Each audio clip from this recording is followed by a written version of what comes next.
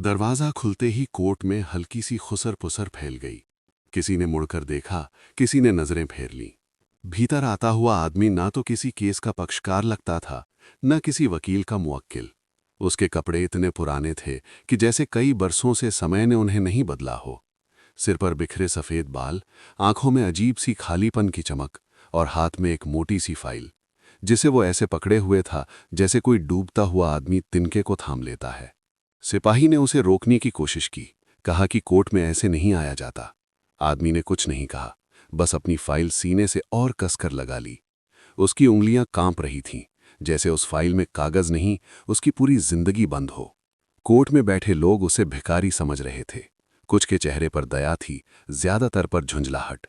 किसी को नहीं पता था कि ये आदमी पिछले 42 सालों से इसी कोर्ट में आ रहा है, हर बार एक उम्मीद लेकर और हर बार थोड़ी सी और टूटकर। जज ने जब उसकी तरफ देखा तो पहली नज़र में उन्होंने भी वही देखा जो बाकी लोग देख रहे थे, एक थका हुआ बूढ़ा। लेकिन जैसे ही उस आदमी ने फाइल खोली और पहला पन्ना आगे किया, जज की निगाह रुक गई। पन्ने पर तारीख थी, बहुत पुरानी, इतनी पुरानी कि जज ने खुद अपने करियर के शुरुआती सालों में भी ऐसी तारीख नहीं देखी थी। जज ने बिना कुछ कहे फाइल अपने पास मंगवाई। पूरे कोर्ट में सन्नाटा छा गया। आदमी खड़ा था, जैसे किसी सजा का इंतजार कर रहा हो। उसकी आंखें जज के चेहरे पर टिकी थीं, पर उनमें सवाल नहीं थे, बस डर था। वही डर जो हर उस इंसान की आंखों में होता है जिसे जिंदगी ने बार बार दरवाजे से लौटा दिया हो। जज पन्ने पलटते गए, हर पन्ने पर वही कहानी, तारीख, स्थगन, अगली सुनवाई। साल बदलते गए, चेहरे बदलते गए, पर फैसला कभी नहीं आया। जज की उंगलियां ठिठक गईं। उन्होंने धीरे से पूछा, आप हर तारीख पर आते थे? आदमी ने सिर हिलाया। उसकी आवाज बहुत धीमी थी, जैसे जोर से बोलने का हक उसने कब का खो दिया हो। उसने कहा कि हाँ, वो हर तारीख पर आया, कभी भूखा, कभी बीमार, कभी अकेला। उसने बताया कि पहले उसकी पत्नी भी साथ आती थी, फिर पत्नी बीमार पड़ गई, फिर पत्नी चली गई। उसने बताया कि उसका बेटा उसे पहचानना छोड़ चुका है, क्योंकि समाज ने उसे अपराधी का बाप कह दिया था। उसने बताया कि उसके पास अब यादों के सिवा कुछ नहीं है, और वो फाइल, जो उसके लिए मंदिर भी है और कब्र भी। कोर्ट में बैठे लोग अब उसकी तरफ नहीं देख रहे थे। सबकी निगाहें नीचे झुकी थीं। जज की आंखों में नमी उतर आई थी, लेकिन उन्होंने खुद को संभाला। उन्होंने पूछा कि वो चाहता क्या है। आदमी थोड़ी देर चुप रहा, फिर बोला कि उसे अब सजा से डर नहीं लगता। उसे बस ये जानना है कि क्या कभी कोई ये मानेगा कि उसने कोई गुनाह नहीं किया था। उसकी आवाज़ टूट गई।